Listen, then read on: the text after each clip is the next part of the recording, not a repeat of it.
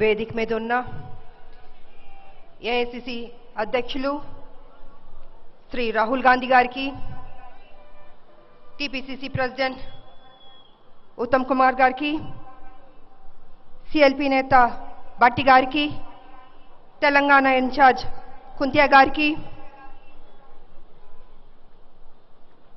ముఖ్య నాయకులకి, కాంగ్రెస్ కార్యకర్తలకి, మీడియా సోదరులకి, నా ఎదురుగుండా నిలబడ్డ నా అన్నలు, తమ్ముళ్ళు, అక్కలు, చెల్లెళ్ళు అందరికీ నమస్కారం తెలియజేసుకుంటున్నాను. అసెంబ్లీ ముగిసింది, పార్లమెంట్ మొదలైంది. ఇటు కాంగ్రెస్ ఇటు బీజేపీకి యుద్ధం. అంటే రాహుల్ గాంధీ గారికిను మోడీ గారికిను యుద్ధం మొదలైంది. Modi's goal is autocracy. Rahulji's soul is democracy.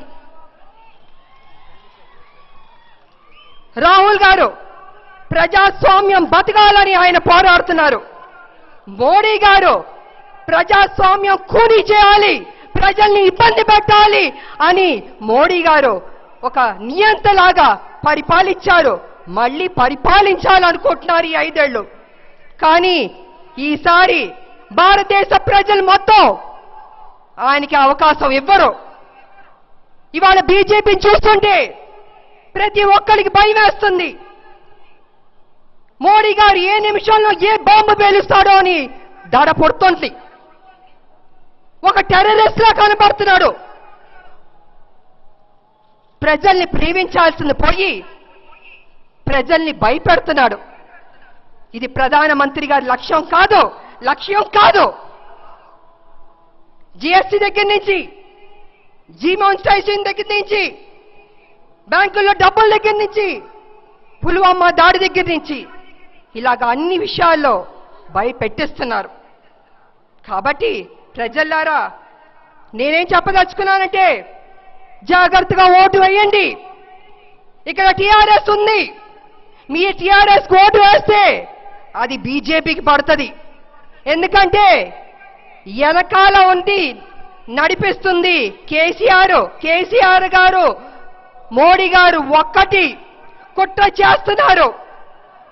Modi గారు వేసుకునేది 10 లక్షల కోటు, ఆయన అడిగేది ప్రజల్ని ఓటు. కానీ ఆయనకు కావాల్సిన అన్ని బ్యాంకుల్లో ఉన్న నోటు. ఇది మోడీ గారు. ఇవాళ భారతదేశం మొత్తం మోడీ గారి మీద కోపంతో ఉంది. మోడీ గారు వద్దు అంటుంది. వాళ్ళ బీజేపీలో కావచ్చు, ఆర్ఎస్ఎస్ కావచ్చు, భారతదేశంలో అన్ని పార్టీలు కావచ్చు. కానీ ఒకే ఒక మనిషి సపోర్ట్ చేస్తుంది. ఎవరంటే దొరా అన్న కేసీఆర్ గారు. ఎందుకంటే 2018 ఎన్నికల్లో ఆయనకి సపోర్ట్ చేశాడు. ఏ విధంగా ఎలక్షన్ కమిషన్ తీసుకొచ్చి మోడీ గారు కేసీఆర్కి అప్పచెప్పారు. మీకేం కావాలో చేసి పెడతాడు అని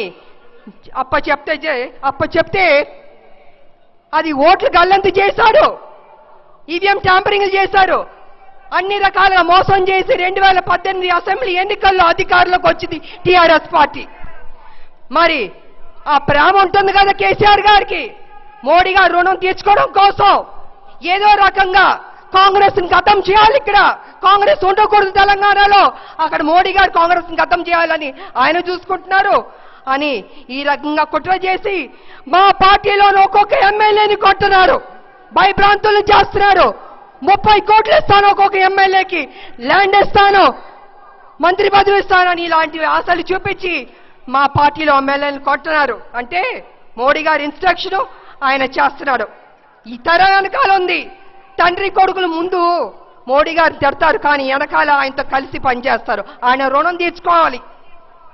ఏదో రకంగా కొడుకుని ఇక్కడ తెలంగాణలో ముఖ్యమంత్రి చేసి ఆయన ఢిల్లీలో మోడీ గారితో కలిసి చక్రం తిప్పాలి అని చూస్తున్నారు. ఇది జరగదు. కాంగ్రెస్ ఎవరు తొయ్యలేరు. ఎన్నో చూసింది కాంగ్రెస్, అధికారంలోకి వచ్చింది కాంగ్రెస్.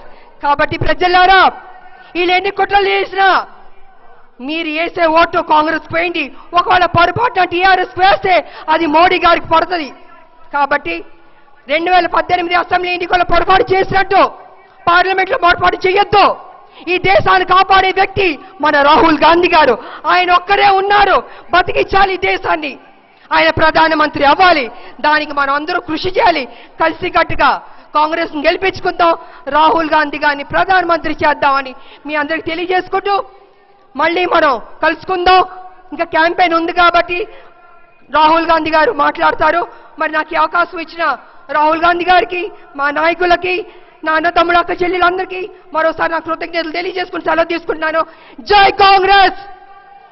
సరిపోలేదు, గట్టిగా అరవాలి, జోష్ వినపడాలి. జై కాంగ్రెస్, జై రాహుల్ గాంధీ గారు. Thank you.